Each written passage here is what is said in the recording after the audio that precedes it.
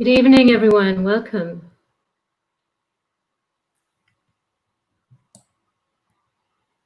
Well, thank you for joining us this evening for Manufactured Crises in the Schooling and Education of Youth. We'll just wait a few more moments for some folks to join us on the live stream.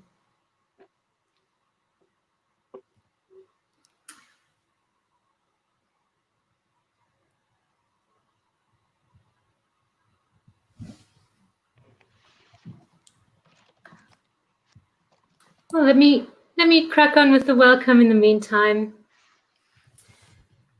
So this is part 2 of our webinar series supported by Imagining Otherwise. My name is Dr. Ali Walsh and I'll be the chair this evening.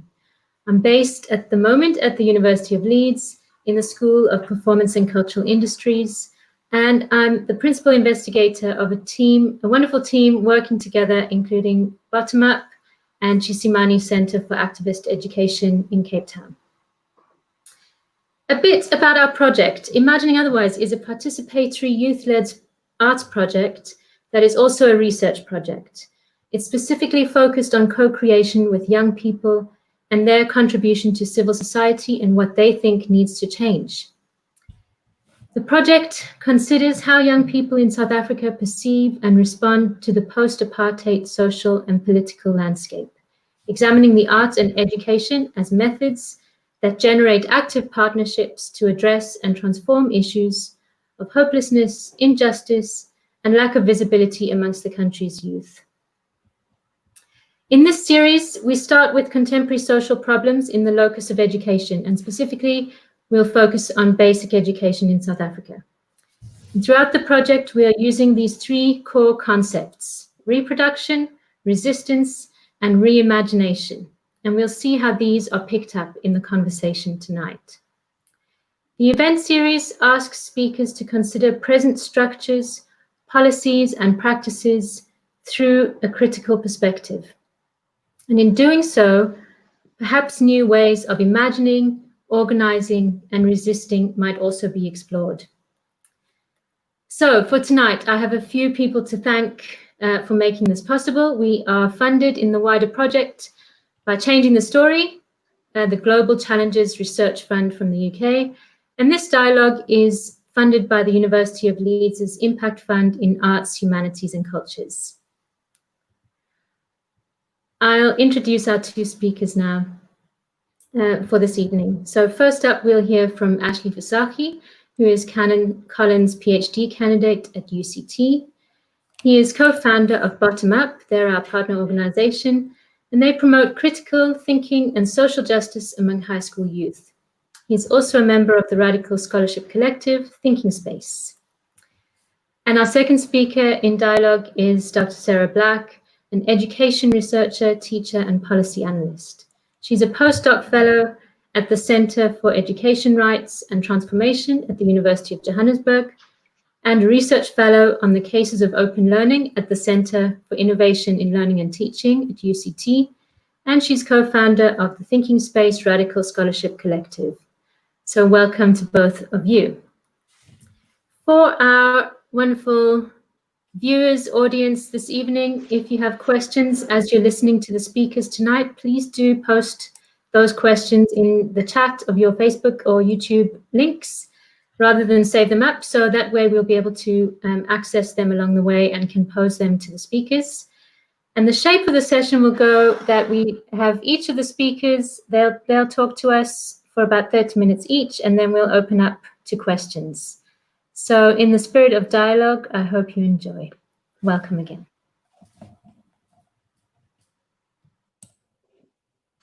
And it's over to you, Ashley. Okay, so yeah, good evening, and it's really nice to be on the Imagining Otherwise webinar for the second installment. So I want to introduce basically what was the product of my master's study, and I'm going to use a couple of slides, so I'll put that on the screens along. But maybe just to speak about what motivated me to actually do this particular study was something which I think has become increasingly relevant even during COVID. And that was every year, around about December, January time, people would begin talking about the National Senior Certificate or the matric exams, how it's commonly known. And a lot of the explanations offered for student performance, to me, seem to be inadequate explanations. So you had a lot of arguments put forward in newspapers or by policymakers or other stakeholders in education that position students, teachers, and school managers somewhat at a deficit or at a lack. So it's basically three main perspectives arguably are offered. And that is a kind of technical managerial perspective on one end. And I noticed that you had a lot of associations and forums for school leaders where the kind of education was one directional. So teachers or school leaders in poor schools were to learn from school leaders who come from more advantaged or well-resourced schools. And then you had also a meritocratic approach that puts everything to hard work and personal effort, and that student performance would be kind of would be simply the result of what hard work students put in. A third kind of explanation, this coming more from the literature and from social reproduction theory, which I used in the study, argues differently. And in the social reproduction theory, social institutions are implicated in a process of intergenerational reproduction of class within society.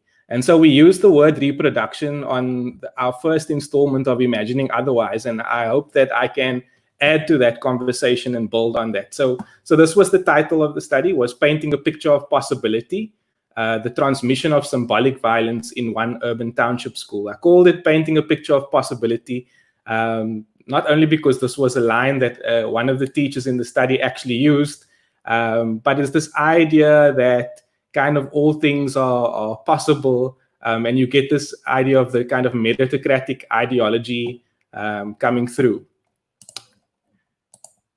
So, yeah, I will just skip these two slides since we've spoken about it already. But two works which I drew on one was Bourdieu's book, The Reproduction in Education, Culture, and Society, as well as other of Bourdieu's works, but particularly Bourdieu's concept of symbolic violence. And this is a French sociologist who talks about the term symbolic violence. It provides a language of description to discuss the manner in which pedagogic actions, power and class imbalances are reproduced in society through the communication of ideas or categories of thought. So he also, in another place, he would explain symbolic violence as a kind of a gentle and imperceptible kind of violence. So you don't even know that this is being done to you.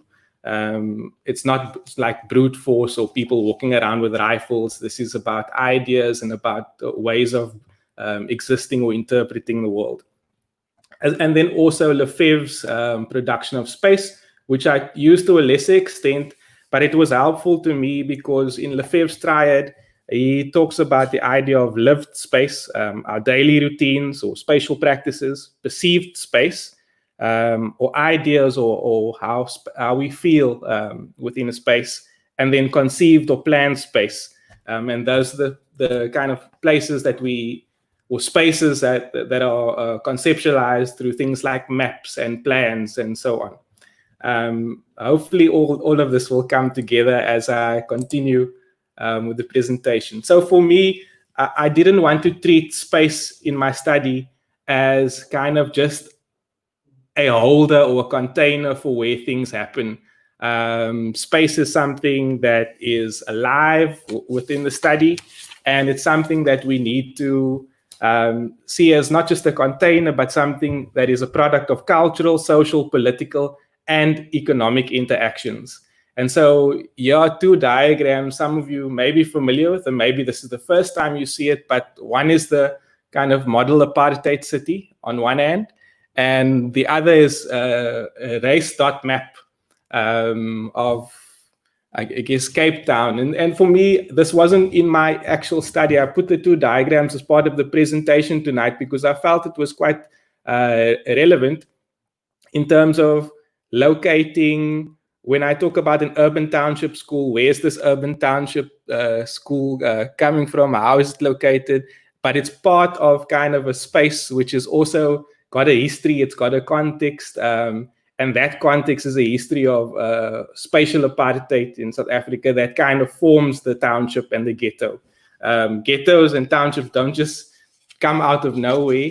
They have histories, and it's important for us to understand those histories in order for us to be able to understand what happens and what takes place in schools.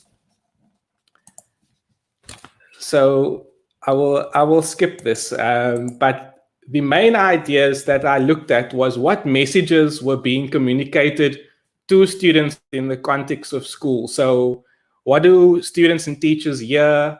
What do they see? And what do they do? And then not only what messages are communicated, but how are students perhaps internalizing or rejecting or resisting those messages within the context of school? In other words, how do they play the game in Bourdieu's terms? This was just a conceptual frame. I won't go through this, but here are some of the, I guess, more interesting stuff to listen to. Was the themes which arise from the study, and the first theme is this particular theme of working harder. So I say here my intention was to examine teacher narratives and how they believe the game should be played, or in other words, how they think students should play the game. And a salient theme arising from a more general examination was this idea of students need to work hard, or maybe they're not working hard enough. Here's a quote from one teacher in the study. I then left school, I think it was in 1981, and then I went on to do an apprenticeship. I went to work in the building industry, and when I completed an apprenticeship, I became a qualified carpenter. But when I was busy studying part-time, while I was in apprenticeship, I decided, you know what, that is not what I want to do for the rest of my life. So you have the story kind of what other people would maybe describe as striver narratives. Adults who have had a hard or difficult life experience, but who through striving have been able to overcome. And what often happens with the striver narrative is that it kind of becomes like, if I did it, then maybe everyone else can do this too. So if you look at the bottom of the quote here, there's a lovely insert is, so don't tell me about where I come from. Don't talk to me about this poverty, because anything is possible if you put your mind to it. For me, yes, I had to sacrifice a lot of my social time, social life growing up as a teenager into my early 20s, but that was the sacrifice I made. So this idea of sacrifice and sacrificing your teenage years or your social life, and poverty, poverty doesn't really matter. You just need to work hard. Another teacher, I can remember when I started my first job as a casual at hypermarket. I worked there for 10 years, and I just finished matric and I started working there. My whole varsity, I paid my varsity. I didn't take a bursary or anything like that. So it's up to you, entirely up to the person themselves. And so there were countless examples like this where the theme hard work was emphasized. And so this for me was a significant enough theme within the interviews that I did with teachers and with students to kind of put this as one of the themes. The second theme, aside from the idea of needing to work hard, was the idea that the future is this kind of wide open space, a space of possibilities. If you just work hard and put your mind to it, then the future is wide open for you. So here again are some teachers. Again, we've seen the quote, so it's up to you, man, entirely up to the person themselves. But because of my choices and my willpower, I made my decisions that brought me to where I am now. And I tell the kids, so don't tell me about where I come from. Don't talk to me about this poverty. Again, the idea of this kind of future being wide open. But the one at the top is my favorite. Well, I will always, try to paint a picture of possibility, because what's the point in not doing that? What are you going to achieve by clouding the minds of young people with pessimism? It's of no use. So sometimes, even if you know, and I tell the teachers, even if you know Johnny's not going to make it, don't tell him he's not going to make it. Tell him that, motivate him that if you do this, that is possible. If you achieve that, the next thing is possible. So here you have a teacher who even has an awareness, perhaps, maybe that choices or options or real futures are narrowing for students, and who recognizes that, but still sees need kind of to talk about this message of possibility or this message of a future that is wide open. A third theme that I identified, and remember, all of this is on the basis of the interviews that we did, that I did, as well as the observations. And this third one is about weak boundaries. So it expresses the classroom experience resulting from conditions and interactions in and between the class and the community. The weak boundaries between the specialized activity of the classroom and everyday activity, evident in both pedagogy and practice.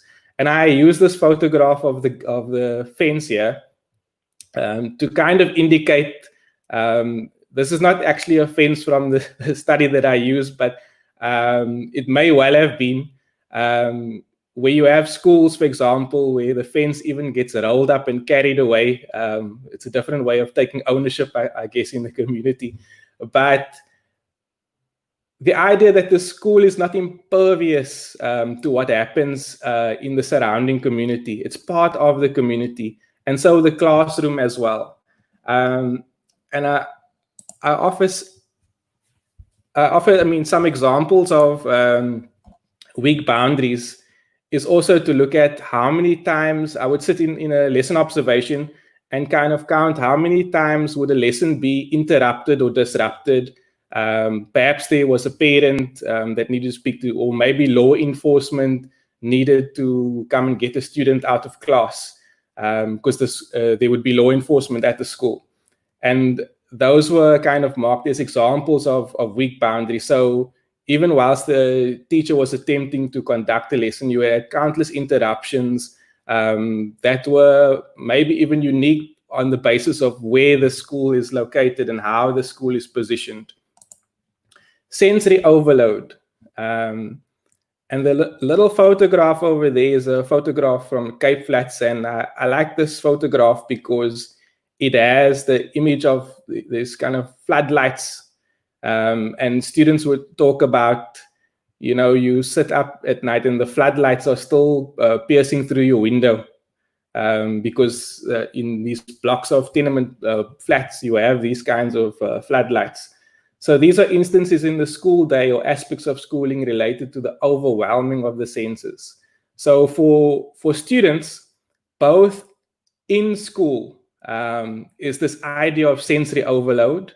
There's no quiet space. There's no library to sit in to go and study. But also in your own home or in your community, also being exposed to sensory overload.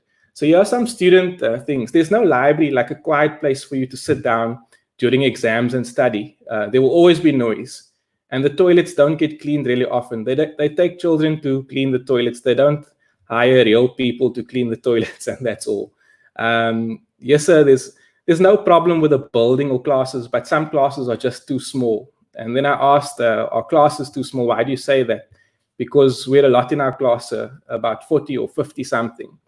And then one student in Afrikaans, ek sal miskien vir elke klas 'n heater koop. So for that student, the cold within the class was something that was significant for them. So the question I had asked him was, what would you do if you were the principal of the school, or what if you could make some changes within the school? And this was what he suggested, was that he would get the heaters for the classroom.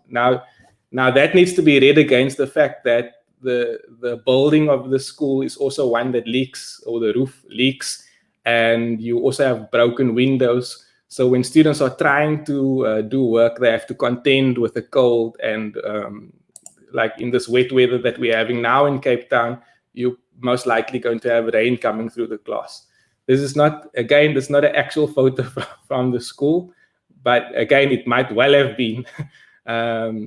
So visible conditions and invisible causes speaks to the idea that both students and teachers within the study were able to identify a lot of these conditions within the school, things that were out of place or weren't quite right, but at the same time, I say they were made invisible because they weren't seen as when it comes to linking to things like performance, success, aspirations. These things weren't linked, or these things didn't seem to play a big role in how success was explained by teachers or students.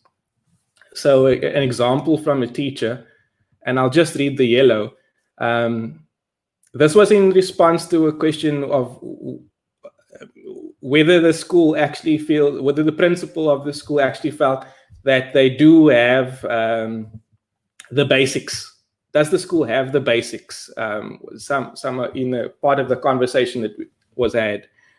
And at first, the teacher would say, no, we have the basics.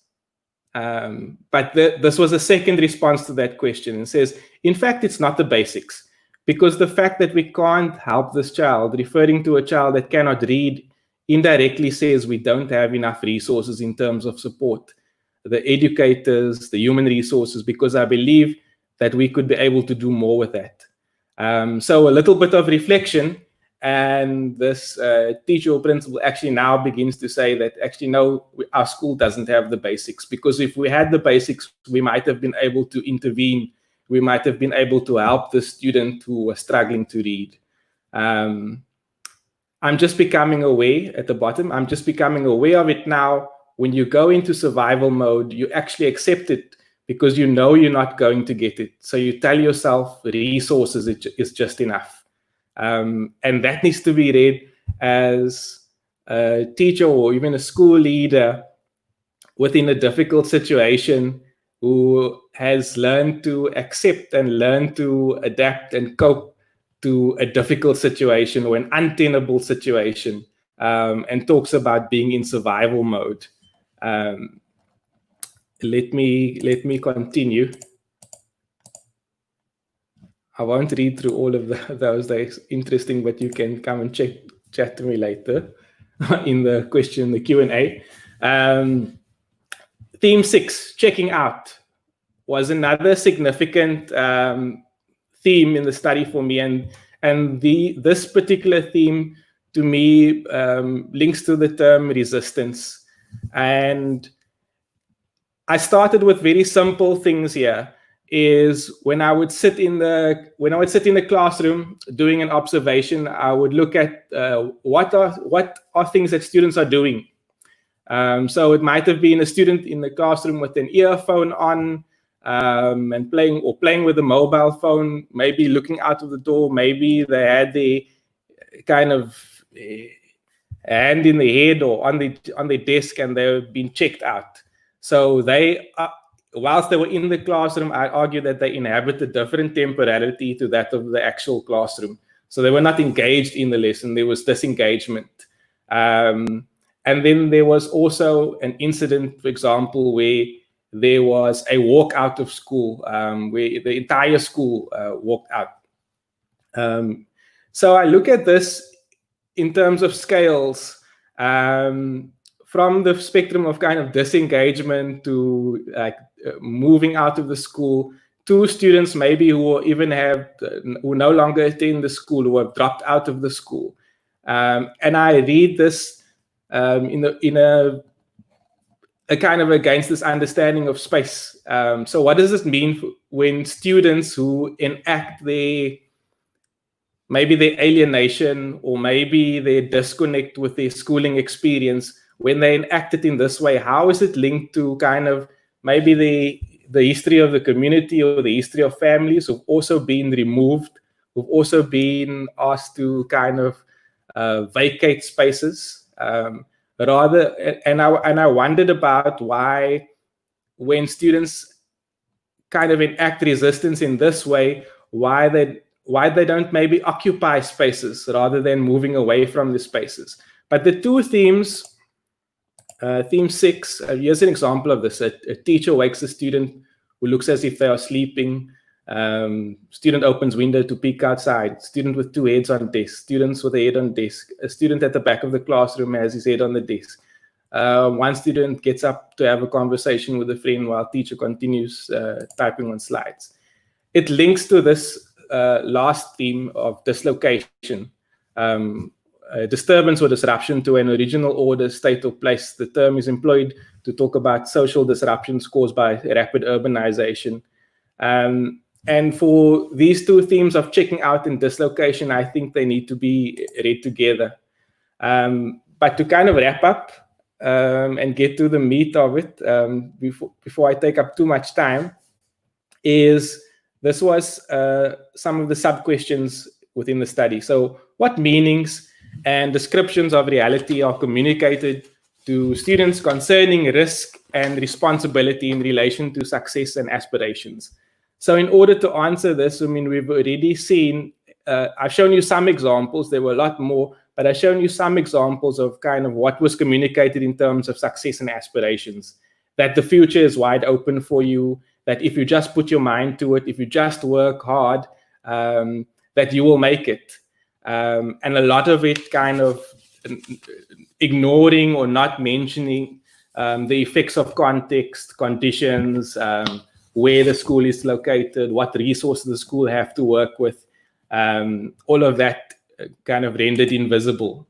How are students being shaped by the meanings conveyed to them through the multimodal communication within the school? So if all the different messages that they receive within school, so some of them are about success and performance and working hard, but other messages are also about threat. I didn't show you those, but some messages about threat. So what happens when you don't work hard? Where will you end up? And what will you do? And those kind of messages are also messages possibly less desirable, but that are also communicated within the space of the school.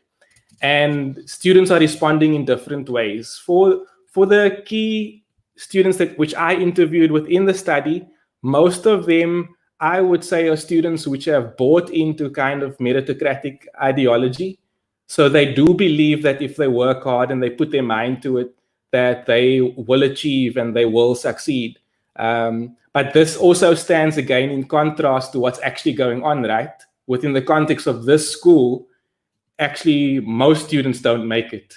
You're lucky if you do. This is a school where maybe 70 to 75% of students who might have been in grade 8 don't make it to grade 12. Where out of a group of 83 students who were in grade 8 in 2014, only about 7 or 8 of them were remaining or managed to sit for the matric exam. That doesn't mean they passed the matric exam, but they sit for it. So a lot of kind of things to take into account, even for students who have bought in. And then obviously there are students who I didn't interview in the study, but who only come in through the observations. Those students who are checked out in the classroom, those students who decide to walk out of school. And then obviously students maybe who are friends of the ones whom I interviewed, who are sitting on the pavement outside of the school and no longer in school, who respond in different ways. How do these messages of success and performance align with how students are positioned socially and economically? Well, for the students that I interviewed, one student's parents were working in the factory, another student's parents were unemployed, and the basic idea is most of them were in working class, either underemployed or unemployed. And they end up in this particular school with this schooling experience because their parents don't have other options to them. They have to go to the school or they have to choose another under-resourced school close by. And one student actually, and I didn't read to you the little message that he wrote because we skipped the slide, but one student writes, and he buys into the meritocratic idea, but he also says, this is not a school to be proud of. And that one really got to me, because here's a student who is doing everything he's told. He's trying to play the game according to the way that society is telling him to play the game. Work hard, make the right moves, make the right choices, and do the right things. But all the odds are stacked against him, and he actually realizes this. He realizes that his chances here are not as good as what they might be had he been in a different school, or had he grown up in a different neighborhood, or maybe if he was born into a different family.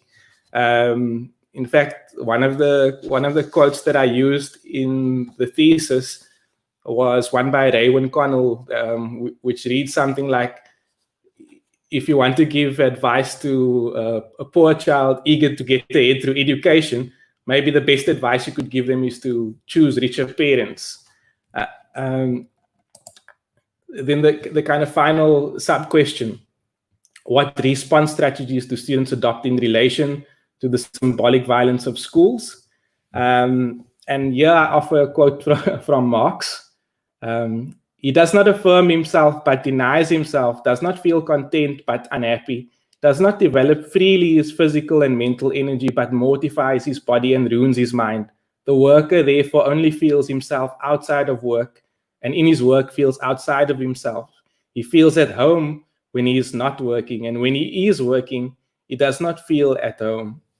And I felt this quote was particularly relevant to think through what I had learned in the study, and even through the two themes of checking out and dislocation.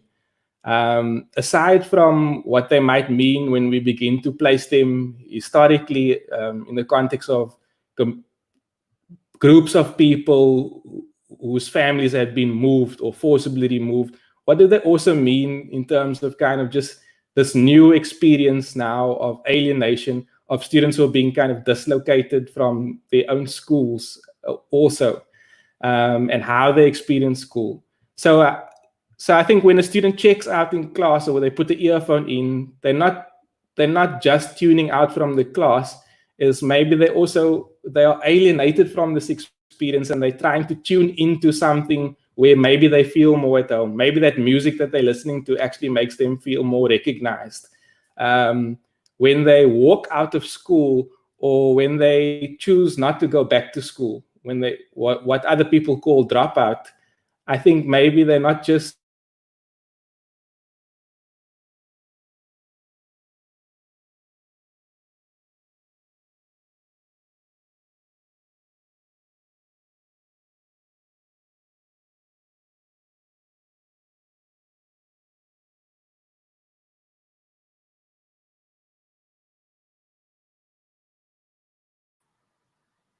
Ashley, are you back? Well, it looks like Ashley has frozen. Am I back? You're back. You're back. Okay. Okay, I disconnected temporarily. I'm about to finish though. Okay, good. So, in the concluding points, what does this actually mean? The doubtful feasibility of the messages communicated to students may be understood as symbolic violence to the extent that they conceal several other factors which bear upon the lives of students. So it's good for any adult to say to a child, work hard, do your best. In fact, we all should work hard, we all should do our best. But when that message is thrust upon us in a way that kind of renders invisible, doesn't take into account all of the lived experiences of students, and by the way, of teachers, even within schools, then that's a violent message. That's a message which requires that maybe the student in this situation is asked to take on the total responsibility and the full responsibility as an individual for things which are actually socially produced and socially caused. They have no control over what's happening in the school or school funding, right? They have no control over what family they were born into. They have no control over what community they live in. All of these things are thrust upon them, and all of these things have an impact on those results. So for me, kind of to bring it back to this particular COVID moment, we're now talking about going back into the writing the NSC or the matric exam. What is that going to mean for students in schools like this that are under-resourced, that have already had it bad prior to COVID? They are going to have to compete with students that are in well-resourced schools. And in my study, I actually talk about my own school experience. I didn't go to an elite school, but even the school that I attended, we had UV filters on the windows to protect us from the sunlight. Maybe our skin was going to get sunburnt or something. We put UV filters on the window. So, I mean, it's chalk and cheese. And we're expecting students to compete in that exam as if the playing field is actually level. Thanks.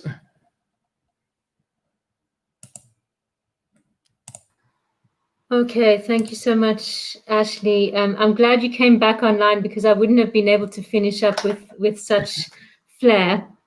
I think you've given us a lot to think about, and there's certainly loads of comments coming in that we can pick up a little bit in the questions. And did we say we're going to ask questions now or after everyone? I think we can do afterwards. Let's maybe Sarah, and then we can do together. I think that would be a nice idea. Thank you very much. I would just, normally under normal circumstances we would be clapping you for your presentation now, so I'll do that for you. And don't forget, to the audience, if you'd like to ask Ashley some questions, and while you're processing what you've heard here, you can ask those questions online. And thank you very much. We'll now look at Sarah, and we'll invite you to join us on the screen. Thank you, Ashley. We'll speak to you in a while, again with the questions. So, Sara Black. Welcome. Evening, Ali. Over to the audience. Hello. Go for it. Hi. Hi. Thank you for the invitation and the chance to chat to everybody this evening. I confess I'm not going to be giving people slides. I'm just going to be talking, and I've tried to make the study I'm going to describe as accessible and easy to follow in lay terms as I can, because it's something that's very important to me, to be able to communicate deep theoretically informed work in a way that is not locked into academic language. So here we go. I would like to pick up on some of the themes that Ashley has mentioned, but I'm actually going to start my chat with everybody tonight with a story.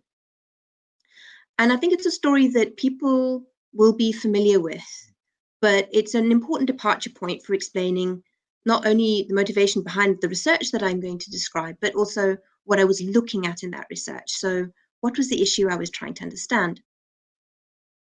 And the story starts with a false idea about what makes schools tick. Or at least I should say that it's an incomplete idea. So I'm a teacher, and I'm going to relate my experience of teaching in a school very similar to the one that Ashley was describing right now. And I took a long time to come to teaching. I took 5 years to change careers from a prior line of work. I did my teacher training. I taught in some better resource schools for a few years. I then took some master's courses, and I learned a language, Xhosa, so that I could be the best teacher that I possibly could be in what I like to call an exposed school. The schools Ashley's been talking about tonight, I would classify as exposed schools, and I'll tell you a little bit more later about why I give them that name. But my idea was I wanted to give back. I was buying into the narrative of you must give back to society and that you must try and make a difference. And I really honestly believed that narrative. I had at least all the tools and preparation that everybody said I needed. I knew my subject extremely well. I had experience as a teacher. I could speak my students' language. I even was lucky enough to not have my own children to care for, so I could really apply myself to my job. And in addition to trying to bring the right skills to the task, I also tried to pick a school that also brought the correct kinds of ingredients. So the school was about as good as it's supposed to come. We were starting a new school, which meant that we didn't have sort of incumbent staff to win over to a new way of thinking. We had an experienced principal who had worked in similar environments before. I had incredibly willing and keen colleagues, which was a blend of sort of fresh, new, qualified teachers and experienced teachers. Very enthusiastic. Everybody was very excited about the project with lots of good intentions. I would not consider myself a lazy person, a pretty good work ethic, and that was shared by my colleagues. And although we didn't have excess resources at a school, we thought we had what were the key building blocks to get a new school running. And we envisaged a school that could serve as the center of a township community, could give quality teaching and learning to its students, and give them hope, give them a better chance at life. Some of the things that Ashley's already been picking up on. This is really what we wanted to do. You know, I would wake up at 5 a.m. every morning, get to school, be the first there at 6. We would be, teachers and colleagues would be finishing up lesson plans for the day and marking. We'd have 7 a.m. meetings for our subject meetings to coordinate together. We all carried extra responsibilities. Most of us were subject heads. We were running extramural and curricular activities for the kids. Most of us were pastoral carers. We were very diligent about helping students with home situations. So we would pick up kids in the area who needed to get to school but were struggling with transport. We'd visit homes to connect with families and with caregivers, especially if parents couldn't come to school, to have a discussion with us. We'd spend time chatting with the students on break duty. So part of the ethos we were bringing to the project was that the care work we put into the school was a part of the success that we envisaged. I lasted 1 year at that school. Most of us on the staff had lost a lot of weight by April, and then we'd regained it by August because we started eating junk food to try and stay alert at work, and we didn't have time to cook and prepare proper healthy food. And we'd also developed a bit of a habit of going for debriefing drinks after school on a Friday to relax after what was always a stressful week. By my estimate, I reckon that most of us worked more than 80 to 90 hours a week. Most of us were on chronic medication by June. Remember that the year starts in January here in South Africa. Some people had respiratory infections that wouldn't go away. Others were on anxiety medication. My one colleague had really dangerously high blood pressure that had started since he started at the school. We had 10 teachers for the start, with 2 grades split into 8 classes. And that included the principal. So at any one time, outside of the principal, there was only 1 teacher free to substitute if required. And this meant that we could never have subject meetings during the day, any department validation meetings where all the maths teachers or all the English teachers or all the science teachers had to go and get their marks ratified, meant that more than 1 member of staff would leave the school, and that meant classes got cancelled or doubled up because we didn't have enough staff to cover the classes. But also doubling up classes was pretty much impossible because we only had 8 classrooms, and that included the school hall. The rooms that were too small to actually fit a class of kids was used for storing school materials. We had a makeshift staff room that was really just too small even for staff meetings. We had nowhere to store files and portfolios, so these had to be stored in classrooms.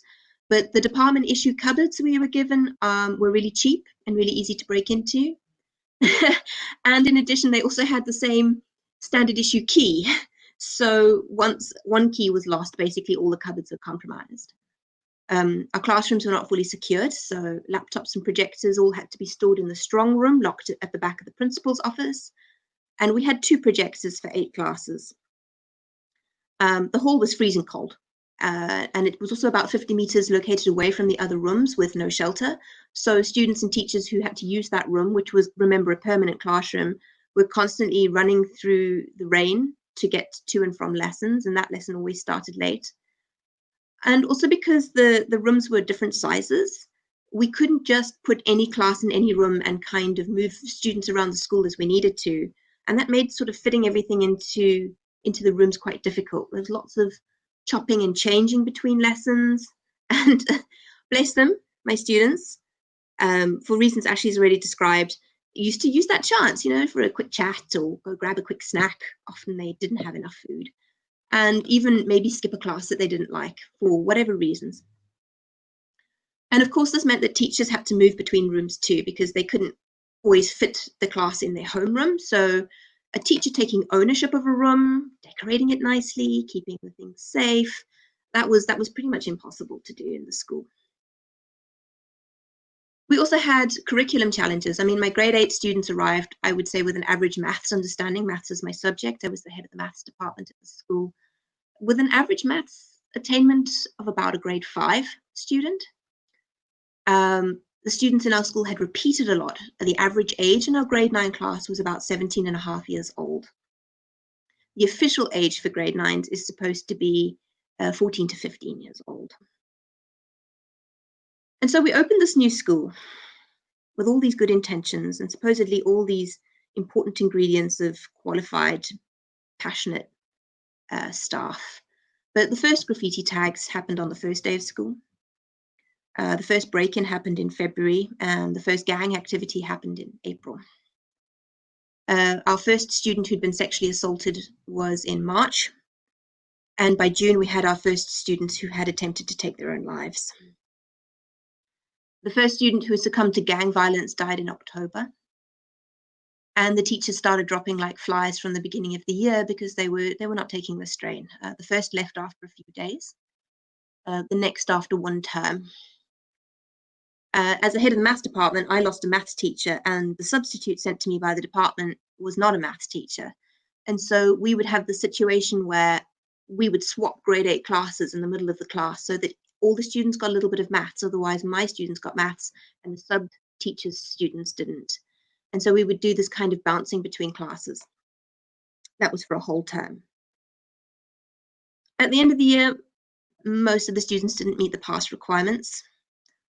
Many got pushed into the next grade against the professional judgment of the school, and also I think against the students' interests. Only one of my grade 9 students out of about 120 passed the standardized annual national assessment test at maths, 1 out of 120. And the rest failed abysmally by the test standards at least.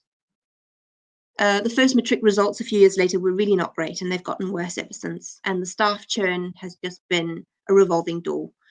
Teachers who could leave did, and those who couldn't found ways of surviving. And Ashley's already just given us a little more richness on that. So despite everything that seemed to be in our favor when we began, the high school I was teaching in ended up almost exactly the same as almost every other township high school I've ever visited in Cape Town. Why am I starting with this story? What can it tell us about manufactured crises, which is the focus of today's webinar? And how can it help us to think differently about change or lack of change in our schools? I think for me, what's been really disconcerting is that over the years, I've told this story to other teachers, students, principals, and again, the response that comes back is, this sounds like my school. You're describing my school. So these challenges are not some unfortunate bad luck, some freak accident. They're not the consequence of the team I was part of happening to make some bad decisions or laziness or lack of care. As I talk to more and more people and visit more and more schools, especially through my work that I now do where I train teachers, I've come to realize that the challenges that I experienced were actually very typical for schools that are struggling to affect meaningful teaching and learning, even if the specific details are unique to each school. And it's this commonality that made me realize that what I had experienced was not just a personal problem, but it in fact was a social issue. So when challenges and problems show these kind of common patterns across a system in this way, despite each school having different learners and different teachers, then we can't really begin to attribute these challenges to people's personalities or character traits or individual skills and commitment. Something else is going on. But unfortunately, when talking to people who haven't worked in these schools, and as Ashley said, sometimes even people who have, the conversation is always pretty predictable. So I sat down and I thought about some of the common things that I've been told over dinner about, why schools are not working when I mentioned I work in education. And they're from well-intentioned people, but I think that some of these ideas are quite problematic. The first I always get is that teachers aren't committed or don't know their subjects. Now, how does that shape up against the experience I've just described, where we were all incredibly committed and very qualified and knowledgeable in our subjects? The second is that schools suffer a lack of leadership and bad governance. Again, we didn't have this problem. We had an experienced principal from a previously highly successful school We adhere to all the policies and regulations. We got clean audits. We ran our SGB meetings by the book. We consulted and included with the parents and the broader community as much as we could. The third story I always get is the culture of schools is too ingrained. People have been in them forever and are not interested in changing long-standing habits. But how come then in a school where that pre-ingrained school culture didn't exist, we ended up with the same problems? That doesn't add up. The fourth I always get, which is a very popular trope, is that the teacher unions inhibit proper teaching and learning and that they're not interested in education. But we didn't have any union representation at our school. We didn't have any shop stewards or reps. Initially, in the beginning, there was zero union activity at all, although by the end of the year, most people were considering joining a union. The fifth trope is that students these days don't want to learn. They don't care about education anymore. And in the beginning, with all the hope and the hype around this new school project, we had phenomenal attendance with our kids. They were very excited about the prospect of their new school. They wanted to choose the school name. They wanted to design the school logo. Look, we had challenging students, to be sure, but none of them were so far gone as to not warm up and start to kind of respond given time, care, and compassion. I mean, even some of the most hardened members of proto gangs, which were, I will have you know, boys and girls in this school, they responded to teachers who cared and paid attention to them. So I don't think that the students these days don't want to learn or don't care is a viable explanation. And the sixth one is that parents don't care about schooling for their children. People tell me that since parents got gutter education, that's what they think education is, and so they don't value schooling. And again, in this school, the parents were incredibly enthusiastic about the prospects. They were attending parent-teacher meetings. The attendance was very good in the beginning. And despite huge challenges to get to things like school governing body meetings, parents would move mountains to attend. They really appreciated it when teachers would visit the home, and there was a lot of goodwill. There was a lot of hope and promise around the school. So what was going on?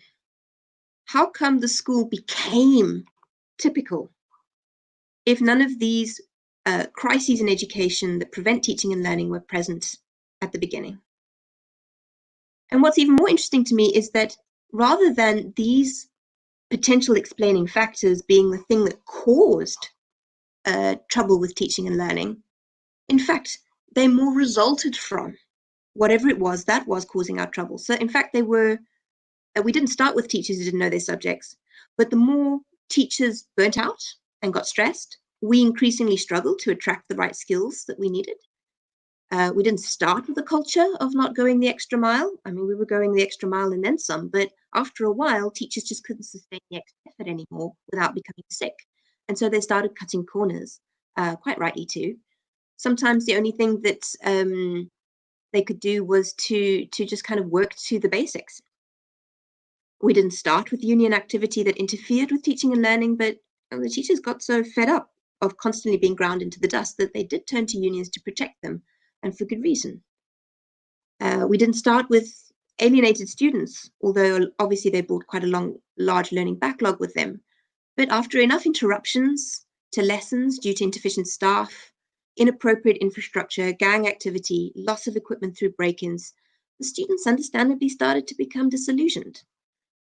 It's not exciting to come to a school when your teacher's been called off to a meeting and your lessons cancelled. It's scary to come to a school if you don't know there's going to be a gang incident at break time. And it's not interesting to come to school only to be told, sorry, we're going to have to work out the textbook again. Sorry that there's only one textbook between 3 of you, because we had a break-in last night and the computers have all gone. We didn't start with apathetic parents, but the demands of meetings and school governance participation are really heavy on people who often leave for work at 5 a.m. in the morning and are returning long after dark. And in addition to this, parents being told to supervise homework and keep kids off the street, I don't know, it seems to me a little passive aggressive to, for example, a single mom who's barely managing to get food on the table by working all day.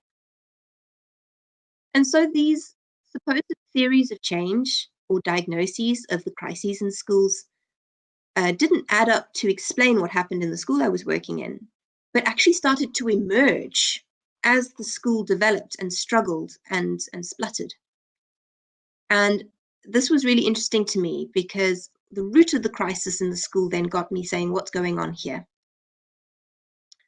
We only started to exhibit these problems after opening, and they were the cause. If that means they're not the cause of the crisis, but rather there's some kind of an effect. And then, of course, they compound existing problems, but they're not the origins of it. The overall sensation of working in a school like that was this constant feeling of insufficient time to do the job at hand and insufficient space to work with.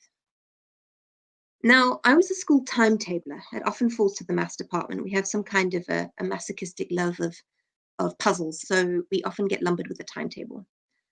And I could see as the school timetabler that this sense of insufficient time and space was not just a feeling that I had because I was disorganized or I was planning my day badly, but that actually we were rushing around because we had a timetable that sent us helter-skelter all over the place between lessons.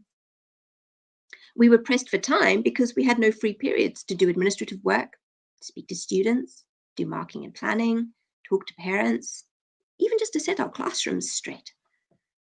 And our location in a township meant that space wasn't just an issue inside the school, but also our location meant that we had challenges that came from outside the school that also, again, consumed valuable time as well as funds. For example, trying to replace and damage what was lost. Replace and fund what was lost or damaged, or to also secure what we had. Securitizing schools make movement difficult within the school, so you're constantly locking and unlocking rooms all the time. You're not able to leave ICTS equipment in the rooms, but you have to go check it out and check it back in and all that sort of extra work. It also meant that staff duties before school, after school, break time were really stressful. So, we're not standing chatting in the corner of the field enjoying a coffee while the students are playing or eating lunch. We're watching for trespassers and people with knives. That's not a break. And so with the study, I decided to start with a timetable. I wanted to see what it could tell me about how schools are set up in South Africa. And I have to say it was much more productive than I ever imagined it could be to explain the problems that I've outlined in my everyday work as a teacher. So what can timetables tell us about schools' time and space and how they affect rhythms and routines of teaching and learning? One of the first things I have to say about the timetable was how hard it was to construct. It's an incredibly tricky process at the best of times, but when you've got so few staff and so few rooms, if you move one lesson, it has this whole ripple knock-on effect. Almost all the teachers end up having to teach outside of subject specialism because no subject is the right unit size to fill up their workload neatly. And so they always have to take an hour or two of something extra else to carry a full lesson load. In fact, one of the teachers who started at my school after I left as a newly qualified teacher was teaching 4 different subject areas across 4 different grades, for which she was only qualified for 2. But because she was a newcomer, she was getting the dregs of whatever needed to complete the timetable. And this puzzle of the timetable is also really difficult to resolve because there are so few arrangements and combinations that work properly. Remember, a lesson has got to be a member of staff in a room teaching a subject to a group of students. And the fewer staff and the fewer rooms you have, the more challenging that timetable is to create with no clashes or trying to put one person in 2 places at the same time. But on top of just trying to get everything to fit, a timetabler also knows that there are other important aspects about arranging time and space in a school that matter. You can't always build them in, but if you can, they really have a massive effect. Let me give you some examples. If you give them a tricks maths at the end of every day, that's not good. They're really tired. If you squash one teacher's free periods all into the same day on a Monday and give them no free periods for the rest of the week, that's not good. They're going to be burnt out by Wednesday, and Thursday, Friday, they're going to give subpar quality lessons. And so a timetabler understands a school's rhythm. They understand that the qualities of time and space can be organized in ways that make teachers and students' lives easier or harder. So making a teacher or student's life easier. If you can put a teacher in the same room, this is good because they can then set up for the next lesson. They're not carting around loads of textbooks and worksheets. You can do things like putting life orientation before or after break time so that students can get changed if they have a phys ed lesson. You make art lessons double to cater for time of packing up and setting out equipment. Same things for drama and English. If you can allocate particular rooms, specialist rooms for music, art, computer studies, science, these are really good. Science lessons ideally should be in laboratories if you can. Even something as simple as setting tests.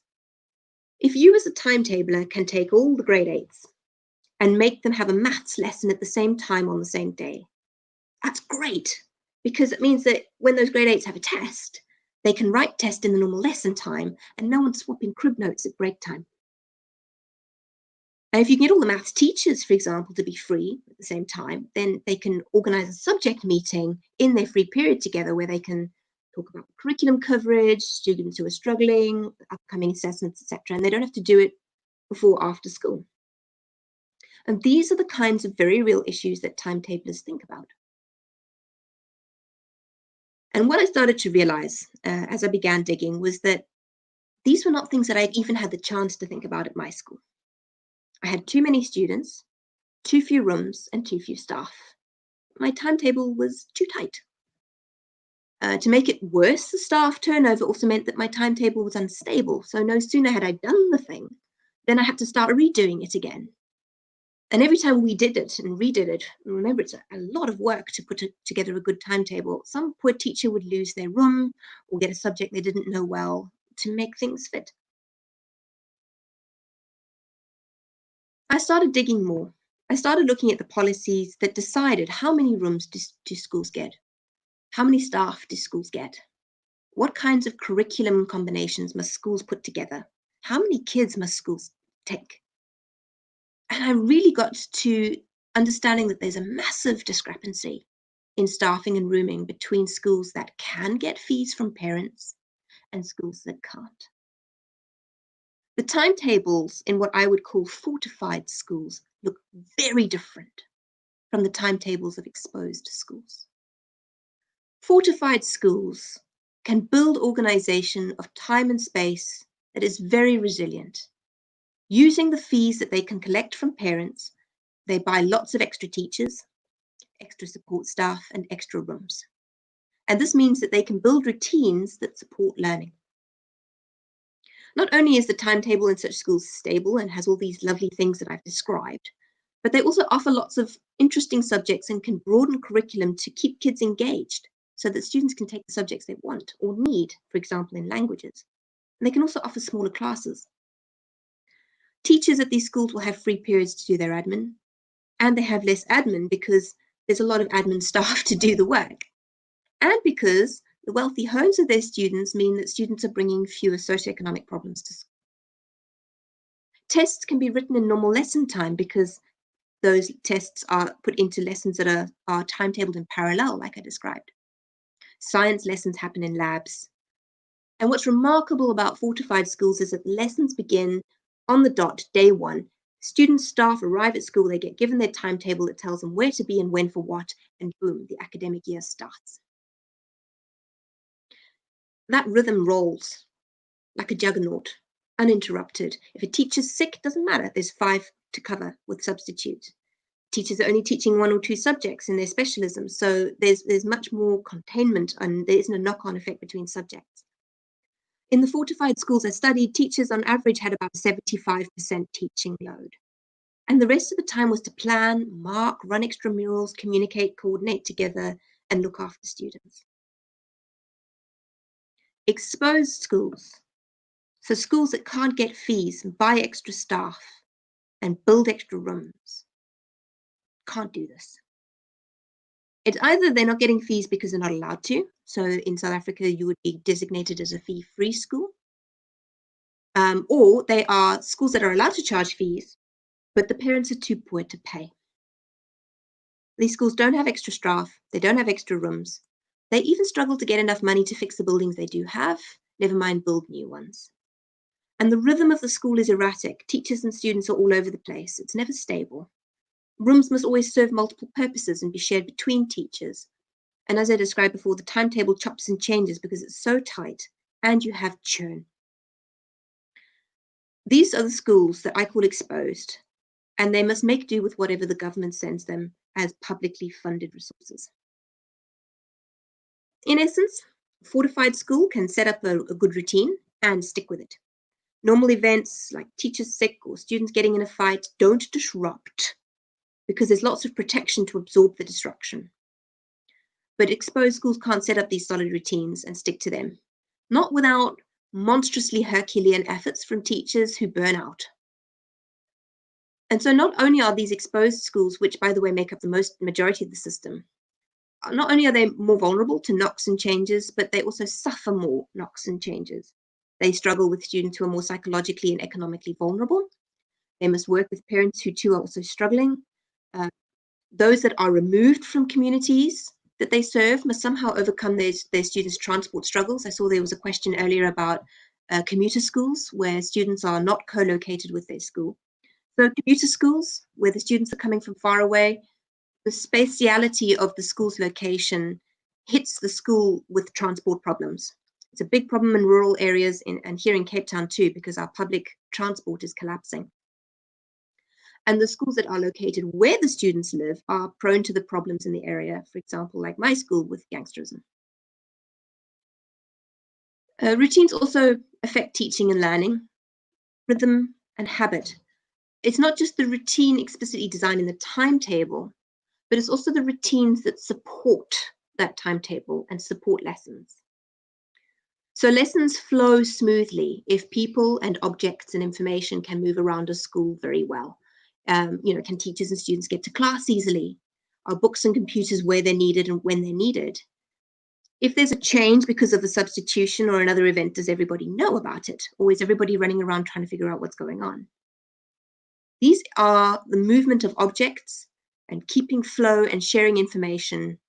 These all fall to non-teaching staff, the administrators of the school, who are these like invisible miracle workers who support everybody else. And the problem is that exposed schools don't have enough support staff. Things are not meant where they're meant to be. Messages are getting lost. And often a lot of this work falls to teachers who are simultaneously trying to keep lessons moving. So I've looked through the timetable and I've noticed that there's this discrepancy in resourcing and how it's affecting the routines that schools can establish and maintain. And when I started to realize that the provisioning for exposed schools was not enough to set up good rhythms of teaching and learning, it started to make sense about what I experienced at my old school a lot more clearly. We just didn't have a viable rhythm. We couldn't arrange the time and space in our school in a way that supported learning with what the government had sent us. And the attempt to try and hold that rhythm in the face of not having enough was extremely stressful for those on the ground who were trying to make sure that all the necessary things would happen. The only way we could have alleviated our situation was to get extra money from somewhere. And that's what fortified schools are doing when they charge and collect fees. But as I said, most schools in South Africa are not fortified. Unsurprisingly, when I started to look at the system, at which schools are producing what are called good results by assessment standards, this really correlates incredibly closely with which schools are getting fees. There are a few schools, maybe 4 or 5, that were exception to the rule. And these schools normally had 2 issues at play with them. The first was that they either were able to locally cream students by somehow convincing parents that they were a better school than their surrounding neighbors. And so they would attract more students than they could accept, and they would pick the high flyers. And that also meant that the high flyers were being taken out of the schools around them, and that made the school look comparatively better compared to the neighborhood schools.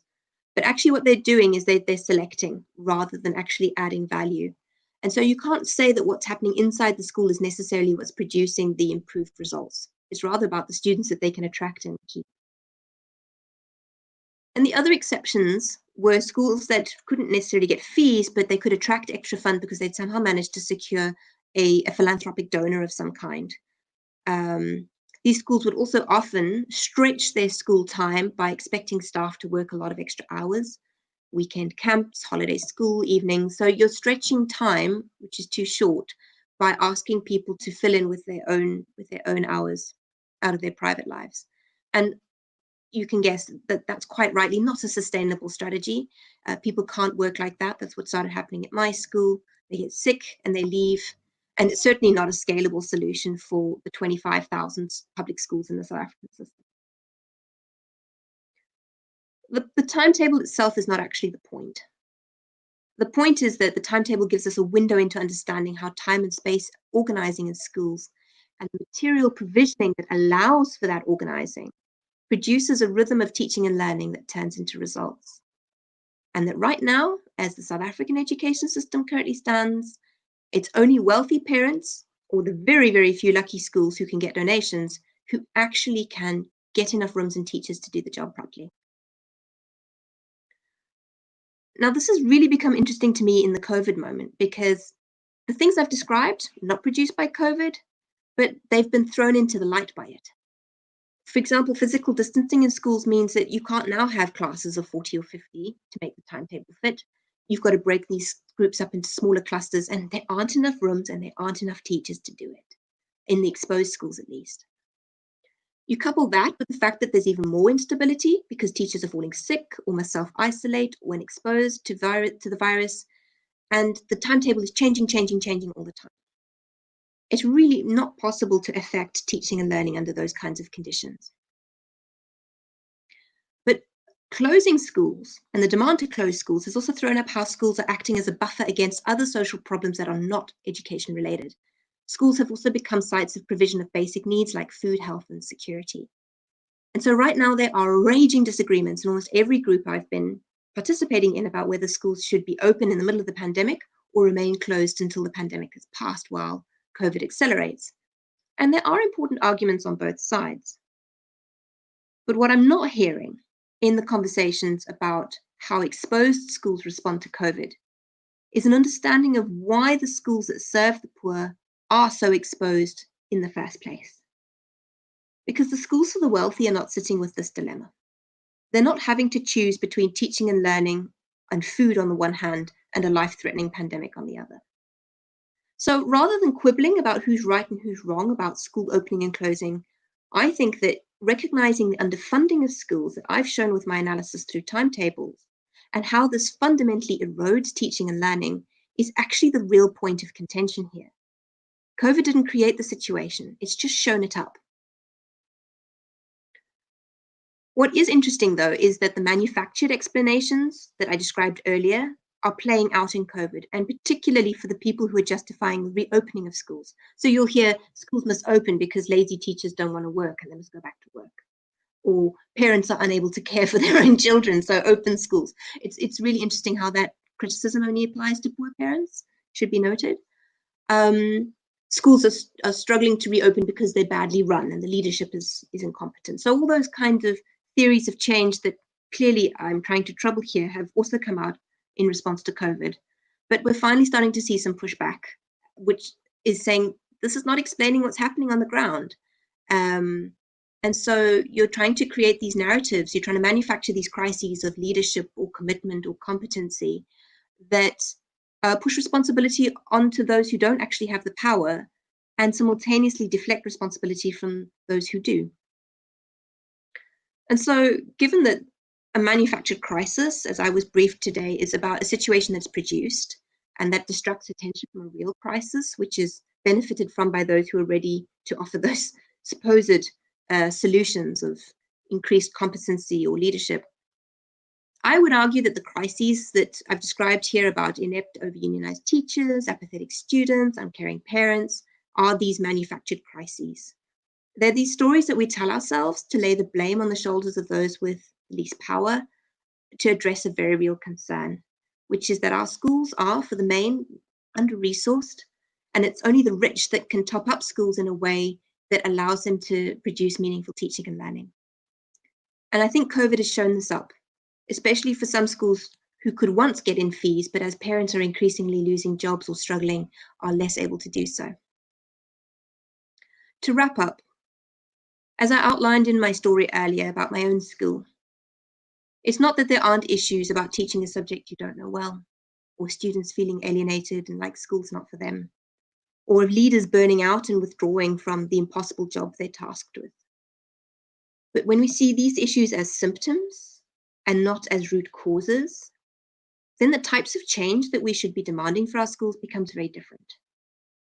And so instead of pitting teachers against students and parents against teachers and principals against parents, we can actually notice that the lack of stable routines and rhythms in our schools due to inadequate provision affects parents and teachers and students together. And I would argue that only together can they question the manufactured crises they've been told and start to ask who is responsible for the real crisis at hand. Thank you very much. Thank you so much, Sarah. That was a wonderful talk from you as well, reminding us about symptoms. And it brings me to a question that I have for both of you that relates to the word crisis. And I'm going to start there and then give you each a challenge. And that is that from the ancient Greek, the word crisis means the turning point of an illness. And if I just look for a moment at the definition, it's a moment of reflection and the point in an illness when the body may become better or worse. So thinking of how we then use this word crisis to think of a kind of turning point in a story, in an illness, in something that is symptomatic, or a decisive moment. And Sarah's already begun the job of connecting up with what's going on with COVID and how we might see that literal global pandemic as a crisis. But we have also heard this evening from Ashley about the various manufactured crises in schooling that he was talking about in relation to the themes. So could you give us any further thoughts, having listened to one another and perhaps a little bit in dialogue on your response to the other person's talk? And then I'm going to be looking at some of the questions from our audience. And just to say, we've got just a bit more than 10 minutes for those questions. Maybe Ashley, would you kick us off there? Oh, you're still on mute.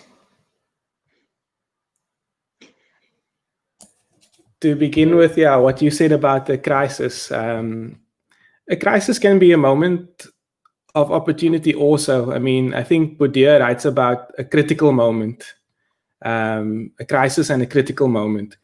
But for that to happen, it means that we actually need to take an honest look at what's really going on. And I think what Sarah shared with regard to how timetabling works in schools and how that produces further educational inequalities in terms of now you have students, not just who are sitting in schools with leaky roofs, but actually sitting in schools where patterns of learning and teaching are broken up because of how the school is resourced, whether it be kind of physical resource in terms of classrooms or whether that be teachers and so on.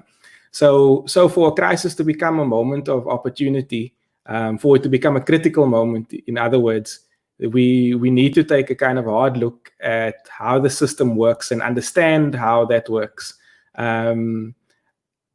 Why are schools in the position that they are, I think, is maybe the question where I would say we need to begin with. And Sarah was talking about that as well. So how did this problem come about where we don't have enough teachers? How did the problem come about where we are sitting with prefabricated buildings that were put up 50 years ago that are aged and they still haven't been replaced? And I think if we go back, we can actually explain these. We can actually explain these things. We can talk about teacher rationalization policies in the 1990s. We can look at austerity budgets and how school funding works. But yeah, I mean, it can become a moment. It can become a turning point. But that requires the political will. It requires like an honest look at how things work and the desire to actually do things differently. And that's not going to be an easy process either, or a simple process. Maybe Okay, Sara, thank you so much. you can add. Yeah, Sara. Well, yeah, it's the word crisis, I think, has become quite fatigued in some respects. In that, in South Africa, we've been told we have an education crisis for an awfully long time, but the narrative has been these manufactured crises.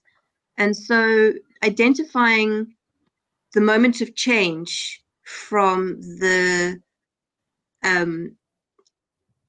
kind of hysteria about kind of making almost like a panic for the sake of a panic is quite difficult. You get reform fatigue a lot when kind of the word crisis is overused. So how do you identify a real crisis from a manufactured one, I guess, is an interesting thing to me. And everybody's been referring to COVID as a moment which is really having a shake at the foundations of not just schooling systems, but how we, to coin Nancy Fraser's term, the entire institutionalized social order of how we have built our societies together.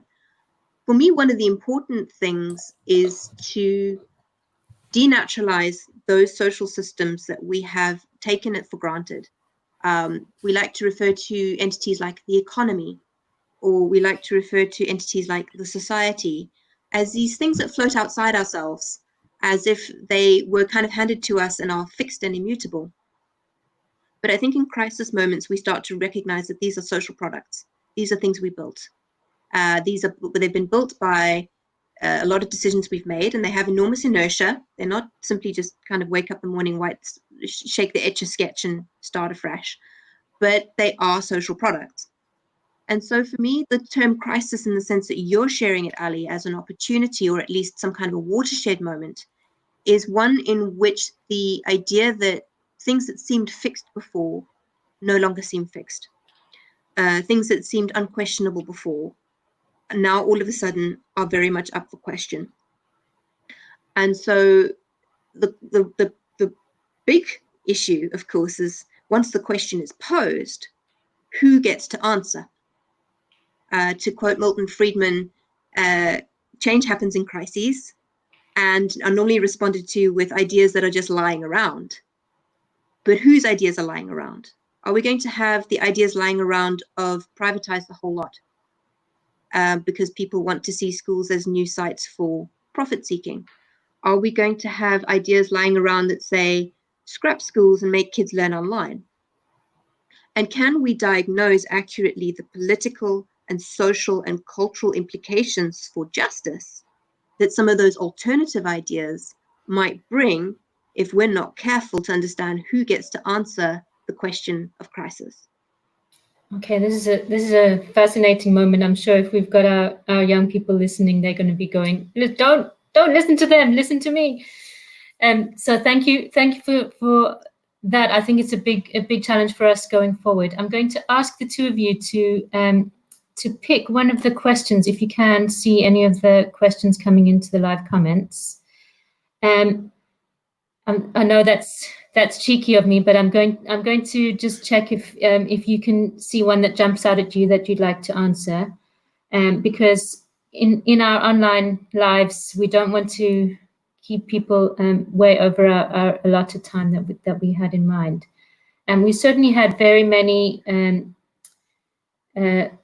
contributions from people that were thinking together with you both about the structures of your presentations.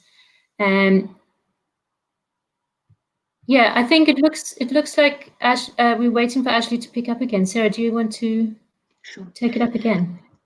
There's a few really interesting questions here. I really like Seloane's question about the model of schooling and understanding the roots of how our schools are currently designed. That question is that the model of school is modeled on the interests of the industrial age, and perhaps that's the premise of the problem. That is an important thing to understand, that a lot of people who present the narratives of manufactured crises don't want to interrogate so well, which is the relationship between schooling as a site of reproducing our society, preparing the next generation to participate in society beyond the unit of the family, because of course actually most of that preparation happens in the family, and the relation of that to how we structure our economy. So while it was, yes, the origins of at least the Victorian modern schooling system that we still have was premised on the industrial era, it's interesting as education sociologists to notice how little that model has changed, even though our economic models have, I wouldn't say changed at their fundamental core, but certainly adopted and adapted into very different forms. People would now say we're in a post-industrial age. Some people would say we're in a digital economy.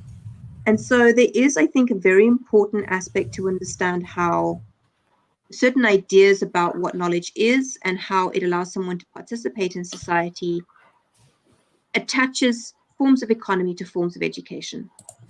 And I think what Sara Black is raising there is a really important point, which is, can we ever truly transform our education system if we're not paying attention to the political economy that it reproduces? I think that's a really important question. Just before I ask Ashley to respond to one of the questions, I think it also speaks to the ways some of the learners that he was talking about in terms of resistance or disaffection, kind of performing disaffection, are also potentially sitting outside of that assumption of reproducing themselves in the model of a good worker, in the way that you ended off your piece there, Ashley. So that kind of resistance that in the understanding of hard work or productive citizens looks like you've got your head in your books, or you're going to get your head down and just earn money. Whereas another kind of resistance approach, which doesn't look productive, might just be a way of stepping outside of that, or existing outside of that understanding. Okay. Thank you so much for that. So Ashley, you're back with us, and you would respond to the question, have any of these manufactured crises been found in private or independent schools, or are these unique to the public sector, I believe is the question. Yeah. So I hope I don't misunderstand the question, but what I would like to respond to in that question is, when I, in my study, talk about this idea of meritocratic ideology, this is not just a thing that is relevant for or affecting students in disadvantaged or under-resourced or exposed schools. Actually, the meritocratic ideology and myth is also taken up by students who might be in advantaged and well-resourced schools. So what happens, for example, at the end of the year when everyone sits to write the exam and I do well, I get a nice merit badge from my school, I take a picture with the MEC or the Minister of Education saying I was one of the top 10 students. And that student, in the same way that the student in the disadvantaged school falsely assumes all responsibility, they are also assuming responsibility that what results have been produced have been solely through their own personal and individual effort, rather than the fact, one thing I like to say to students is, like, on the matric exam, no one is going to print on the well, you had access to a tutor, or you had a nice, lovely home where everyone was able to provide you with the care and support that you needed to succeed in school, or the school that you attended had a library. So that meritocratic idea, which I argue is a myth, is taken up both in advantaged and disadvantaged spaces. It's equally wrong in both instances. And yeah, and we need to talk about that more. Okay, thank you. I think Sarah had indicated another question that would be responded to. Oh, there it appears nicely on your screen. It does, doesn't it?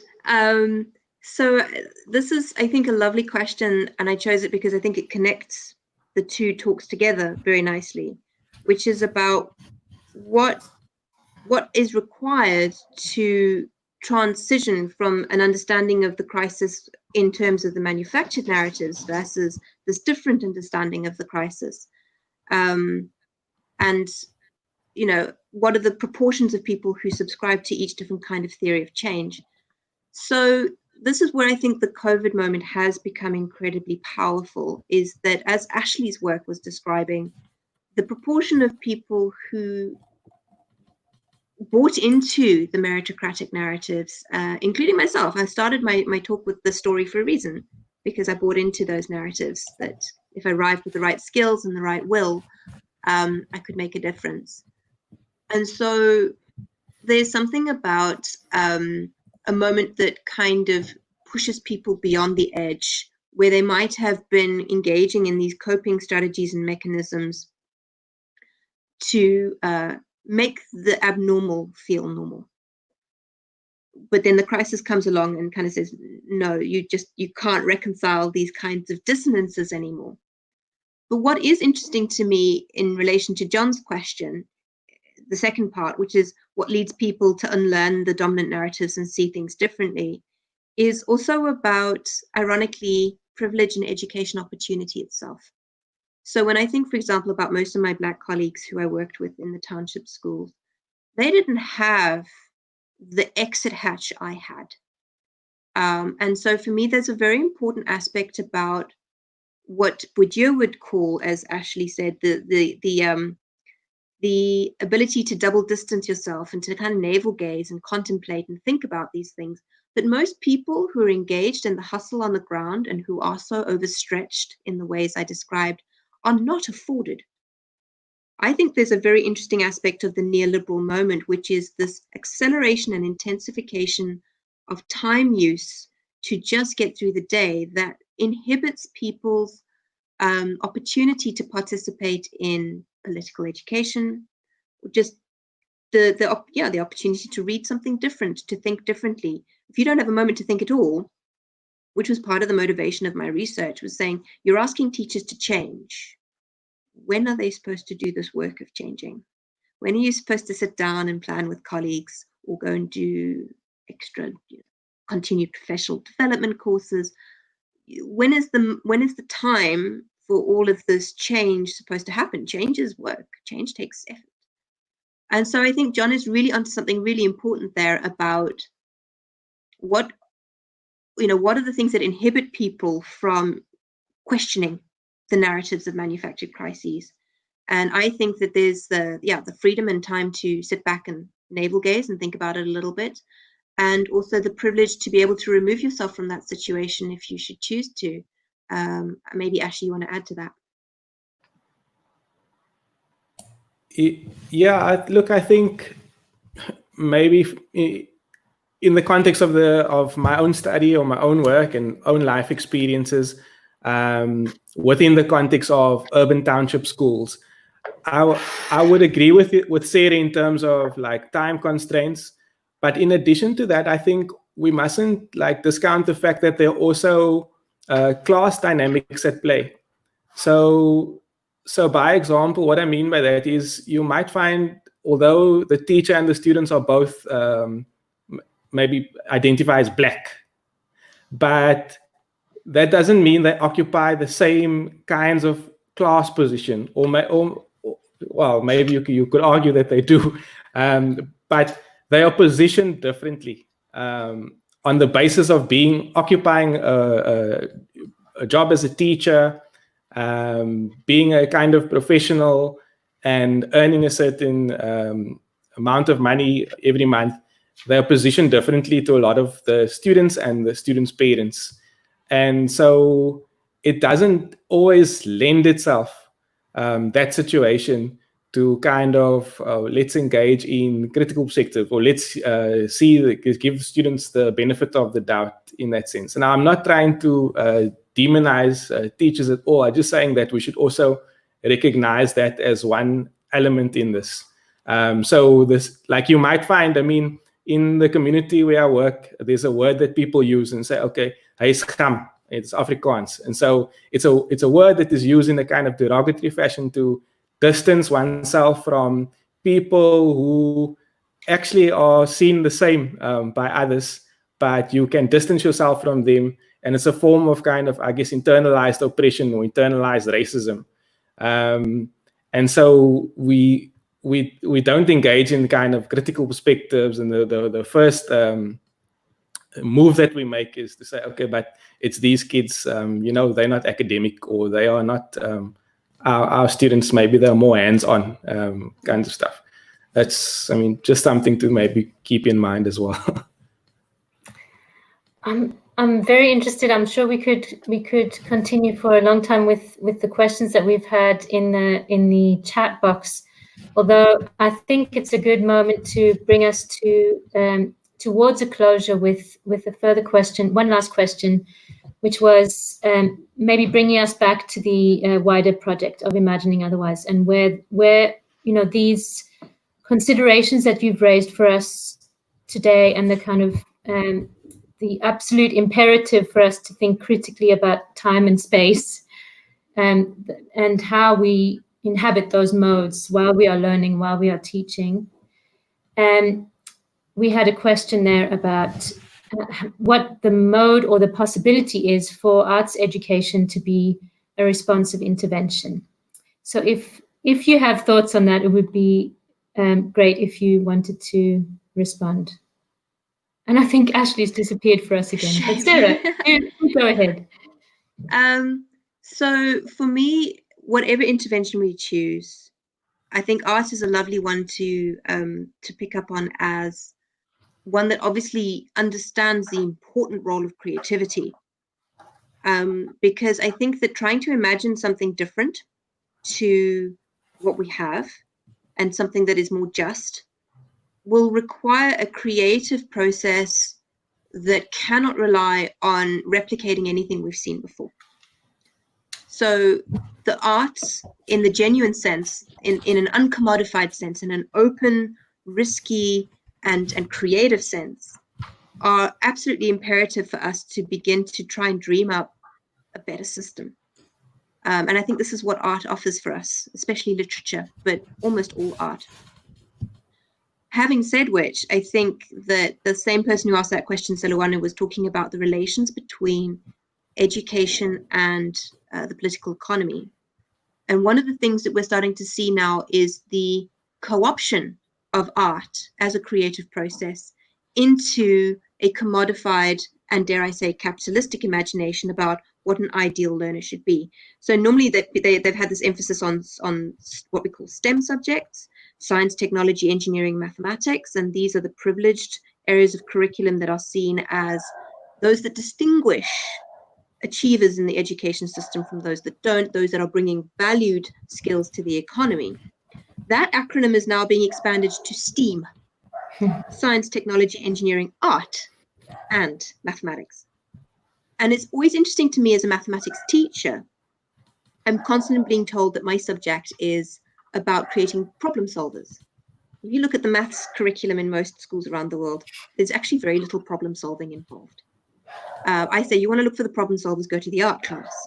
Yay. They're the guys who do the problem solving. And there's been a long-standing discussion in the mathematics community about whether maths is actually a science. And most people would say, no, it's an art, because when you do practice mathematics, when you create proofs, it's a fundamentally creative process. But if we're not awake to the way that discourses that are beholden to a certain ideal about what the economy should be, and that we serve the economy rather than the economy serves us, you can end up with interventions like art being co-opted into these, how do they say it? It's new wine in old flasks. And so if we want to think about something like art, we must hold on to its disruptive, creative potential to question these bones instead of just grafting them onto the same old bones. Thank you so much. I would just add, it sounds like a very good argument for reminding schools to keep arts within the curriculum and the timetable, but also that we oftentimes find arts being used as interventions outside of the formal curriculum, and as with this project in partnership with Bottomup and Chisimane doing arts interventions outside of the formal school day, but nonetheless hoping that the youngsters will bring their capacity to imagine differently back to school. Ashley, would you like art to become co-opted and commodified? No, indeed. Yeah. So I got disconnected a little bit just before you finish the question, but I'll respond on the basis of what Sarah's been talking about, and also what you've just said. I think for me, like, art is another way in which students are being deprived, or another form of inequality that exists within our education system. So when all of these things were stripped from the school curriculum, as part of the kind of 1990s changes that came about, some schools were actually able to hang on to the arts, right? And to continue offering music programs, arts programs, visual art, and the like. So actually what happened, it wasn't that it was taken away for everybody. It was just taken away for the poor. So I think there's a different kind of inequality that's been kind of produced there. The things which we say, like in policy and on paper, maybe aren't so important, or aren't like, they're not like mathematics, for example, which is given high status or high value, actually are seen as high value in schools for those who have money, because they continue to invest in these things. But I mean, art has a potential for resistance. I think just because there aren't art programs in poor schools doesn't mean people aren't using art. Sarah spoken about students using graffiti on the school walls. I can share examples of students saying, I'm going to come and remove the school fence tonight because we're building houses on the M5. All of this is art, it's performance, it's a sort of resistance, and maybe it's not the kind that we desire and hope for, but it's a way which people are able to express themselves, to speak against the forces that act on them. And I think so art is alive, even if it's not in the curriculum. But yeah, we do need to do more in terms of these persistent inequalities and deprivations and differences across schools. But yeah, people are doing art or making art. Thank you so much. I'm gonna use this moment to I guess take heart, because it sounds as though from the profound challenges that both of your presentations raise for students and teachers and for their families, and ultimately, of course, the wider society, we must also acknowledge the space that young people and teachers can and do create within their classrooms to resist those things that could otherwise shut us down, make us feel hopeless, burn us out, and so on.